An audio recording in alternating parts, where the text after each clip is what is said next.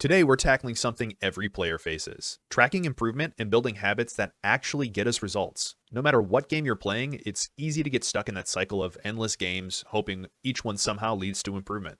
But here's the thing: real growth doesn't come from just grinding, it comes from intentional practice, tracking progress, and having clear goals. I'm Bach, a former Cloud9 coach with international coaching experience and an anthropologist dedicated to helping players from all backgrounds achieve their goals. So to help you get out of that autopilot mode, I've created 2 free resources. The first is a skill improvement tracker designed to stop you from mindlessly spamming games for hours on end. With this, you'll not only know exactly how your games are going, but you'll be able to identify patterns in your wins and losses and make your climb much more efficient. Next, we have a monthly habit tracker. It's one thing to track your games, but what about the habits that get you there? You can set goals, check your progress, and stay focused on those goals over time. In this video, I'm going to show you how to use both of these tools to keep your growth sustainable and meaningful, so you aren't just playing for hours on end, you're actually seeing your progress. So go and grab the resources from the link in the description and follow along with me as we set things up. Okay, so start off by going to File and then make a copy so you're able to edit this resource on your end. And before we get started, let's break this down field by field. So starting with date, this is just so we can track the games chronologically. It's important when you have a large amount of games to see which ones came first so you can see if you're making improvement over time. Results, here's where you can see win-loss trends over time. You can see your wins and loss on op.gg, but I figure it's more convenient to have all this information in one spot. Played, this is the champion or agent you played as during the match. And versus or map, this is the champion you played versus in lane or jungle, or the map you played on if you're playing like Valorant or CS. The important part of this sheet is the notes section. So notes in this context are 1 to 3 bite-sized observations about your gameplay.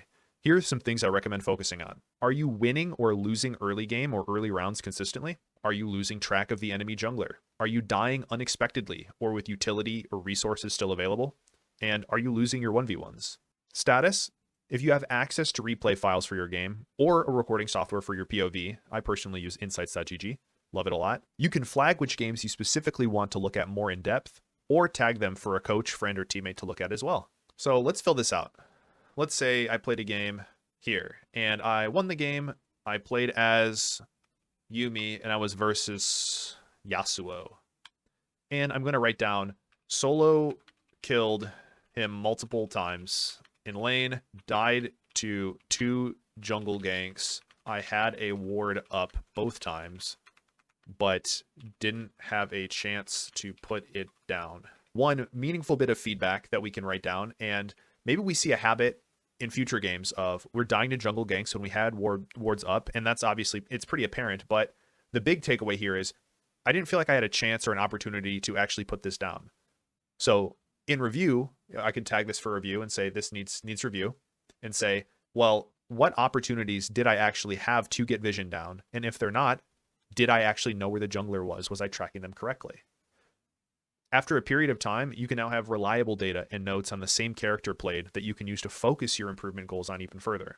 So for example, let's say you play Yuumi 5 times in your past 20 games, and you write down notes about the matchup. So now you can control F and go Yuumi, and see all of your notes for the past Yuumi games and compare them. Are there any commonalities? Remember these, as they will help inform some of our choices in the next sheet, the habit tracker. This is a tool designed to be as flexible as you need it to be. Habits are important because they build consistency. And as I'm sure all of you have heard a million bajillion times before from every single other coach on the planet, consistency is the single most important thing if you want to see results, whether that's in game, at the gym, at your job, or basically almost anything else in life, actually. If you go to the gym sporadically, like 2 or 3 times a month here, and then every day for a month there, sure, you're going to see a little bit of improvement, but it's not going to be as good as it could be because you're lacking that consistency. But your consistency in game is also affected by your day-to-day consistency. If you slept like shit, if you've got a messy room, you haven't done any self-care, you have a million other things to get done during your day, it can and will negatively affect your performance, and that'll cause frustration and wasted time. So step 1 is to pick a few habits that are relevant and attainable to you and your specific needs. So I always recommend step 1, subscribe to Bach. I want to check that off. Boom. But step 2 is starting simple. Because everyone who has ever done something like a New Year's resolution knows it can be easy to stick to this at first, but your willpower will be tested if you try to bite off too much at once. So take all the complexity out of the equation, start simple, start manageable, and after you build that habit, then add more. get more complex, add a couple more habits. I usually see a lot of my students start off with habit number 1 being just check off my daily habits. And this is something you can do every single day, even if you don't do any other habits. You can just show up, boom, check. That's 1 day done out of the month. This starts a positive feedback loop because you can see this percentage go up at the end every time you check off another box. And it'll give you that positive reinforcement that'll feel like, hey, I'm making progress, I'm doing something, and lead you to be more likely to fill out the rest of your habits. Habit number 2 that I mentioned people doing is some sort of movement. Movement here could be anything. Could be a 5-minute walk, could be 5 push-ups, you could run a half marathon, whatever. The importance is your physical health has a direct correlation with your mental health, so don't sleep on it. Like I said, this is also depending on your current level of activity. If you're doing nothing, like honestly, I'm going to be 100% with you all for a second. Because I work remotely and I like to game, sometimes I catch myself at my desk for 8-10 hours a day.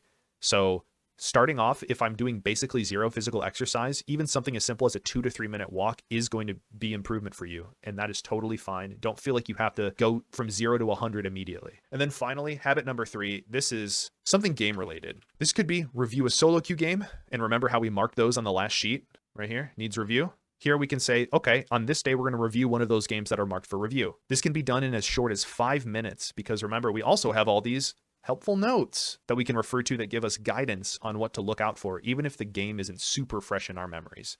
We can just go to these timestamps, go to our depths, and then compare based on our notes, what can we take away from these games? And then from here, honestly, go nuts.